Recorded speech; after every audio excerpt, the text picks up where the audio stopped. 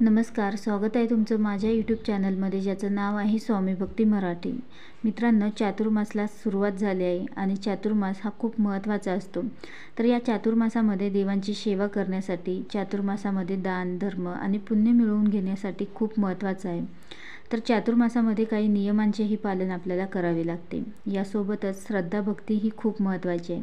तर या चातुर्मासामध्ये भगवान विष्णू हे निद्रेत जातात, तर ते देव उठणे एकादशीपर्यंत निद्रेत असतात। तर या चातुर्मासाच्या काळामध्ये काही प्रभावी सेवा आपल्याला भगवान विष्णूंच्या करायच्या आहे।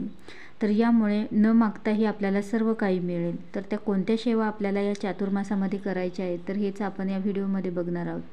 तर व्हिडिओ स्किप न करता संपूर्ण बघा आणि जे कोणी नवीन असेल या चॅनलवरती तर सबस्क्राईब करा। तर बघा, आपलं जन्म देण्याचं काम हे ब्रह्मदेवांकडे असतं। त्यासोबतच आपल्या पालन पोषणाचं काम हे भगवान विष्णूंच्या हातात आहे आणि आपल्याला मुक्ती देण्याचं काम भगवान शंकर करत असतात। तर हे 4 महिने भगवान विष्णू निद्रेत जातात, तेव्हा हे काम, जगाचे पालन पोषणाचे काम हे भगवान शिवशंकरांकडे दिले जाते। आणि त्यामुळे या 4 महिन्यात आपल्याला भगवान शिवशंकरांच्या सेवा करायच्या आहे। तर या 4 महिन्यात अनेक सण येतात, अनेक सेवाही आपण करतो। तर बघा, श्रावणात शंकरांची उपासना आणि सेवा करत असतो। त्यानंतर येतात गणपती आणि त्यानंतर येते नवरात्री आणि त्यासोबतच त्यानंतर येते लक्ष्मीपूजन आणि त्यानंतर भगवान विष्णू हे निद्रेतून जागे होतात आणि परत जगाच्या पालन पोषणाचं काम ते आपल्या हाती घेतात। तर या 4 महिने ते निद्रेत जातात।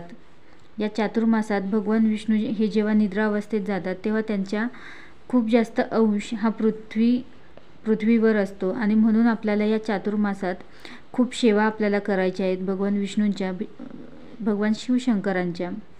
तर या सेवा कोणत्या आपल्याला करायच्या आहे, तर बघा, रोज सकाळी विष्णू सहस्रनाम श्रवण करायचं आहे। तुमची घरातली कामं करत करतही तुम्ही हे श्रवण करू शकता। पठण करायला जमलं तर तुम्ही पठणही करू शकता, पण पठण करायला जमत नसेल तर तुम्ही रोज सकाळी श्रवणही करू शकता। तर दिवसभरामध्ये केव्हाही तुम्ही हे करू शकता, पठण करू शकता किंवा श्रवण करू शकता। तर भगवान विष्णूंची खूप मोठी ही सेवा आहे।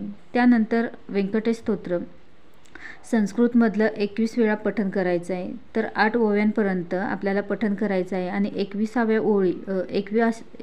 वेळी संपूर्ण आपल्याला पठण करायचं आहे। तर हे 40 किंवा 21 दिवसही तुम्ही करू शकता। जितका दिवस तुम्हाला जमेल तितके दिवस तुम्ही हे पठण करू शकता। मध्ये मासिक धर्म असेल तर 5 दिवस सेवा स्किप करायची आहे आणि परत सुरुवात करायची आहे।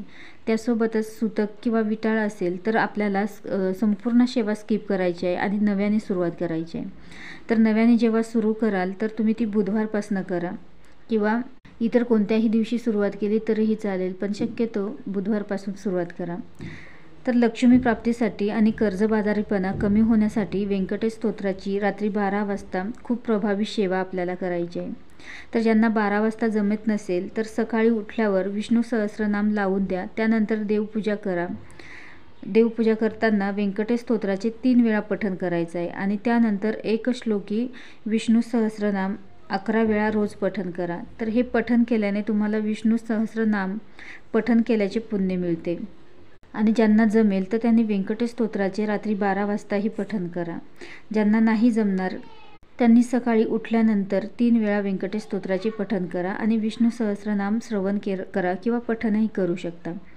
त्यानंतर भगवान विष्णूंची 1000 नावं म्हणजेच विष्णू सहस्रनामावली। तर विष्णूंची मूर्ती किंवा फोटो असेल किंवा बालकृष्णांची मूर्ती असेल तर त्यांनाही 1000 नावं घेत एक तुलसीपत्र आपल्याला अर्पण करायचे आहे। तर तुमच्याकडे जर 1000 तुलसीपत्र तुम्हाला मिळाली तर अवश्य ती आणा, किंवा 1 किंवा 2 मिळाली तर तीही चालेल।